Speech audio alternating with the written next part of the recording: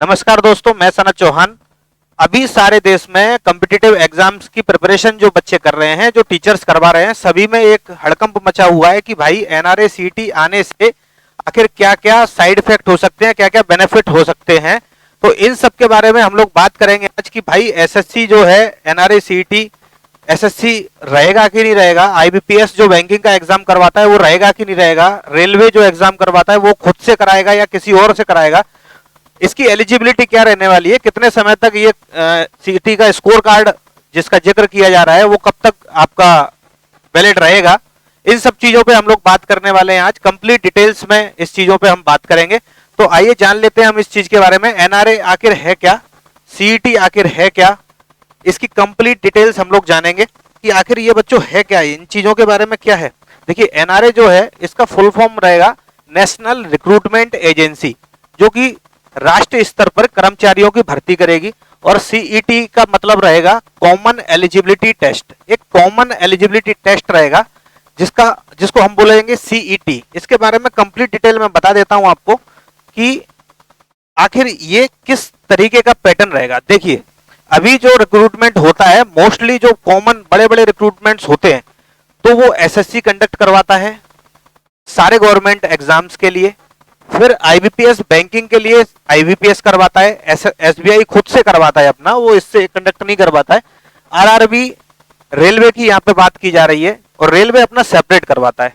तो अब ये क्या होने वाला है, इसको क्या कंबाइन कर दिया जाएगा, ये खत्म हो जाएंगे, क्या कोई दूसरी एजेंसी इसकी रिक्रूटमेंट करवाएगी, इन सब चीजों पे बात करेंगे बच्चों हम लोग।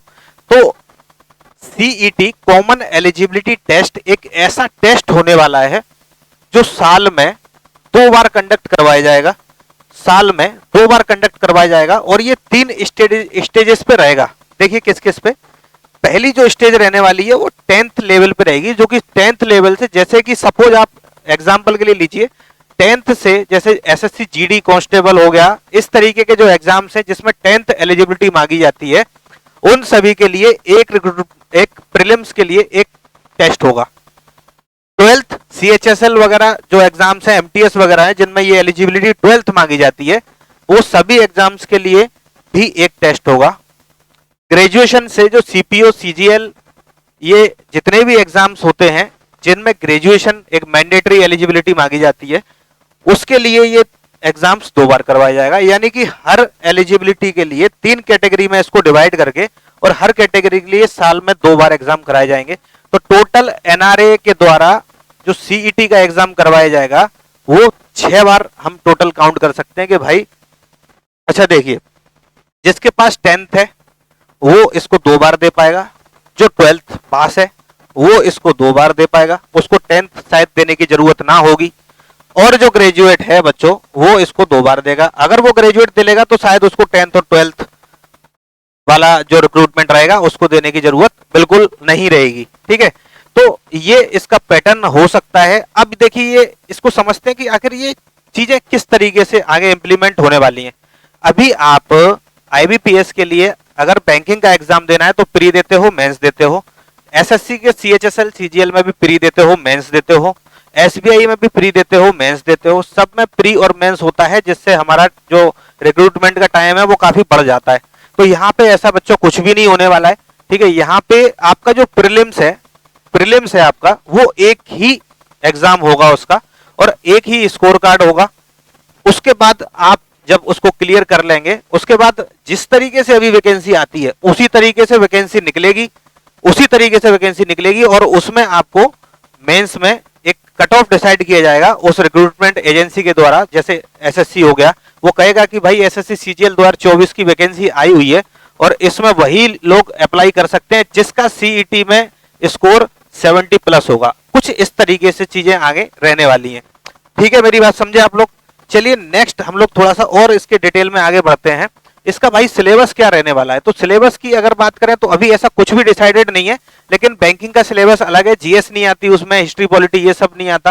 ठीक है, रेलवे में जो सिलेबस आता है, जैसे साइंस, न्यूमेरिकल्स वगैरह आते हैं वो, तो ये तीनों का जो सिलेबस है एसएससी, बैंक और रेलवे का, ये कंबाइन एक कॉमन सिलेबस बनाया जा सकता है। जल्दी ये चीजें जमीन पे आ जाएंगी।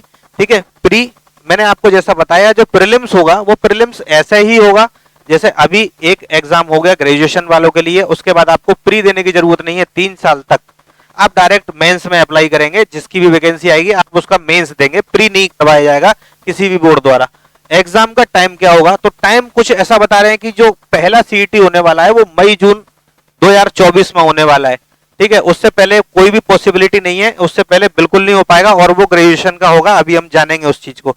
स्कोर कार्ड की वैलिडिटी क्या होगी, तो स्कोर कार्ड की वैलिडिटी 3 साल की रहने वाली है बच्चों, ठीक है। इसकी वैलिडिटी जो है वो 3 साल की रहने वाली है, स्कोर कार्ड की वैलिडिटी, ठीक है। तो अब हम जानते हैं ये जो खबर आई है, इस खबर को थोड़ा सा डिटेल में पढ़ते हैं कि इस जिसने इतना हड़कंप मचा दिया है, आखिर ये खबर है क्या। नेशनल रिक्रूटमेंट एजेंसी 3 साल तक, नेशनल रिक्रूटमेंट एजेंसी 3 साल तक, ये बताया गया है इसमें कि 3 साल तक इसका वैलिडिटी रहेगी इसके स्कोर कार्ड की बच्चों, ठीक है। तो हम लोग पढ़ते हैं, आप लोगों को दिख रहा होगा ये खबर आई है पॉजिटिव। केंद्र के सालाना 1,25,000 रिक्त पदों को भरने के लिए 50 से ज्यादा परीक्षाएं होती हैं, करीब 2.5 करोड़ इसमें आवेदन, 2.5 करोड़ आवेदन आते हैं। तो पहला जो सीईटी रहेगा, ये कह रहे हैं कि भाई 2.5 करोड़ के आसपास इसमें बैठने की संभावना है। नोटिफिकेशन से चयन प्रक्रिया तक 12 से 18 महीने लगते हैं। केंद्र की ग्रुप बी व ग्रुप सी की भर्ती के लिए सिर्फ एक कॉमन एलिजिबिलिटी टेस्ट होगा भाई, एक ही एग्जाम ग्रुप बी और सी के लिए एक ही एग्जाम होगा, जो प्रीलिम्स हम जिसकी बात कर रहे हैं, और ये 3 स्टेज में 10, 12 और ग्रेजुएशन के स्तर पर रहेगा। नेशनल रिक्रूटमेंट एजेंसी एनआरए अगले साल से केंद्र व ग्रुप बी और सी के पदों के लिए कॉमन एलिजिबिलिटी टेस्ट से भर्ती परीक्षाएं शुरू करेगा। अगले साल से शुरू होने वाली है ये, शुरुआत मई जून में स्नातक स्तर के कॉमन एलिजिबिलिटी टेस्ट से होगी, ग्रेजुएशन लेवल के मई जून से। यानी कि इसको ऐसा समझ सकते हैं कि अगला जो सीजीएल 2024 होने वाला है वो क्या सीटी के थ्रू होगा, ऐसा भी समझ सकते हैं। ये परीक्षाएं देश के 117 जिलों में 1000 से अधिक परीक्षा केंद्रों पर होगी, 117 डिस्ट्रिक्ट में होगी ऑल ओवर इंडिया। और इसमें ये कोशिश कर रहे हैं कि भाई हर किसी को सेंटर जो अभी दूर दूर होते हैं वो सेंटर 100-200 किलोमीटर के अंदर देने की कोशिश की जाए फर्स्ट प्रीलिम्स में। सीईटी स्कोर के आधार पर केंद्र राज्य सरकारें, अच्छा सीईटी का जो स्कोर है ये सिर्फ गवर्नमेंट एग्जाम्स में भी नहीं, जैसे जो प्राइवेट वैकेंसीज रिक्रूटमेंट होती है, एमएनसीज वगैरह इनमें हायरिंग होती है, इनमें भी इस टेस्ट के द्वारा आप लोग जा सकते हैं।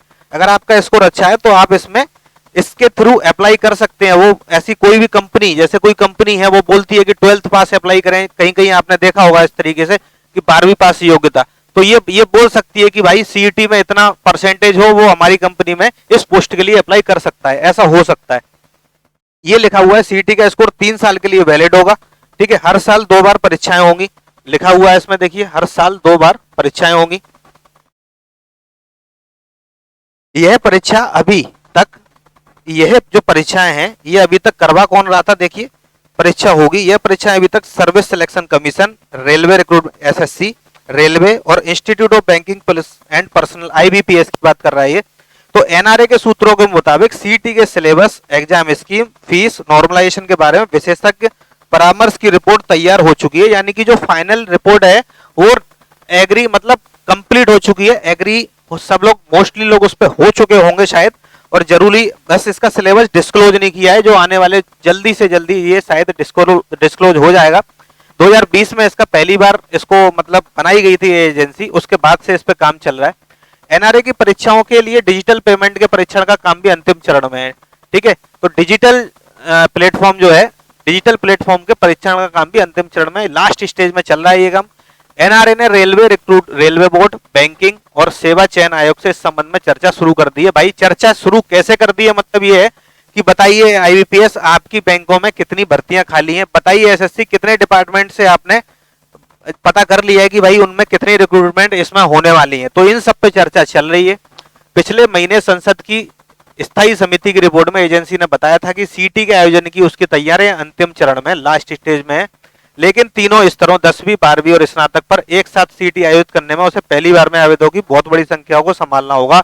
बिल्कुल सही बात है, पहली बार जब करेंगे तो एक लार्ज नंबर ऑफ एप्लीकेंट इसमें अप्लाई करेंगे।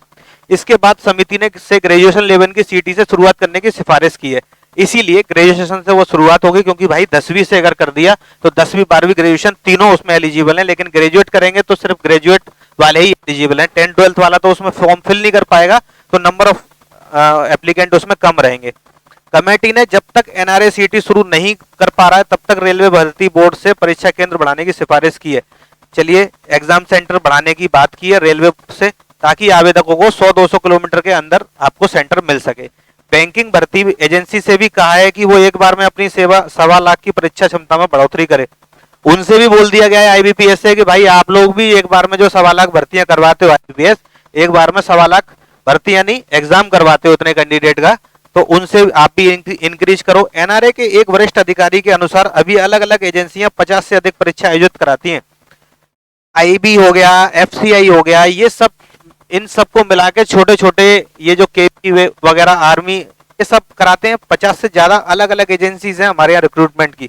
नोटिफिकेशन से लेकर चयन प्रक्रिया में 12 से 18 महीने लग जाते हैं। इतना समय आराम से लगता है। एक कॉमन टेस्ट से यह गैप कम हो जाएगा, बिल्कुल हो जाएगा। ये उदाहरण के लिए बीते 5 वर्षों में रिक्रूटमेंट ने, रेलवे रिक्रूटमेंट बोर्ड ने 7 नोटिसों के जरिए, 7 नोटिफिकेशन के जरिए ग्रुप सी के 2,83,000 वैकेंसीज को फिल किया है। इनमें से 1,43,000 को भर्ती हो चुकी है और 1,40,000 की रिक्रूटमेंट चल रही है। अलग अलग चरणों में है। उल्लेखनीय है कि केंद्र ने दिसंबर 2020 में नेशनल एनआरए का गठन किया था। दिसंबर 2020 में एनआरए की स्थापना की गई। तो ये इसके बारे में थोड़ी सी हम लोगों ने हल्का हल्का जान लिया है। बाकी चीजें बहुत ही जल्दी आपके सामने होने वाली हैं कि भाई इसमें किस तरीके का सिलेबस रहेगा और किस तरीके से एग्जाम कराया जाएगा, कितने मार्क्स का होगा, कौन कौन से सब्जेक्ट कितने मार्क्स के आएंगे, ये सब चीजें अभी डिस्क्लोज होना बच्चों बाकी हैं। तो जल्दी ये डिस्क्लोज होंगी, लेकिन आप प्रिपेयर रहिए अपनी चीजों को चेंजेस करने के लिए। जो चेंज हुआ है, जैसे कि बैंकिंग वाला स्टूडेंट जीएस पढ़ने से बचता है, साइंस पढ़ने से बचता है, उसकी जरूरत नहीं है, ठीक है। एडवांस ट्रिग्नोमेट्री, अलजेब्रा, इन सबको पढ़ने से बचता है, तो शायद उसको पढ़ना पड़ सकता है। ये आगे आने वाला समय डिसाइड करेगा। हमारी वर्तमान गवर्नमेंट जो मोदी गवर्नमेंट है वो चेंजेस के लिए जानी जाती है। इसने बड़े बड़े चेंजेस किए हैं, तो ये भी चेंजेस इसके गवर्नमेंट में होना रहेगा। मेरे ख्याल से कि ये होके रहेगा। काफी समय ये कोविड की वजह से 3 साल डिले हो गया, लेकिन शायद से अब ये इम्प्लीमेंट होगा 2024 में, ठीक है। तो होगा तो सबके लिए होगा, ठीक है। इफेक्ट जो भी इससे प्रभावित होगा वो सब होंगे। ऐसा नहीं है कि आप अकेले होंगे। तो आप लोग उस पैटर्न को देखते हुए ये आपको प्रिपरेशन कर सकती है। यानी कि प्रीलिम्स में आपको जीएस भी पढ़ना सकता है, एडवांस भी पढ़ना पड़ सकता है, डेटा इंटरप्रिटेशन की भी आपको पढ़ाई करनी पड़ सकती है, इंग्लिश में रीडिंग कॉम्प्रिहेंशन भी पढ़ना पड़ सकता है। भाई सब कुछ लेके चलना पड़ेगा। ऐसा कुछ भी नहीं है कि भाई अब ये नहीं पढ़े ये नहीं पढ़े, मेरे अकॉर्डिंग। बाकी आने वाला समय डिसाइड करेगा कि इसमें किस तरीके की चीजें रहने वाली हैं और किस तरीके से ये किसके लिए बेनिफिशियल होने वाला है और किसके लिए नहीं होने वाला है। तो एसएससी वाले स्टूडेंट्स, आईबीपीएस वाले स्टूडेंट्स, आरआरबी वाले students, be ready for upcoming NRA and CET from 2024। तो ये थी हमारे छोटी सी जानकारी। इस वीडियो को ज्यादा से ज्यादा शेयर करें, ठीक है, और ज्यादा से ज्यादा लोगों को जिनको इसकी इंफॉर्मेशन नहीं है उन तक पहुंचाएं। थैंक यू, बहुत बहुत धन्यवाद।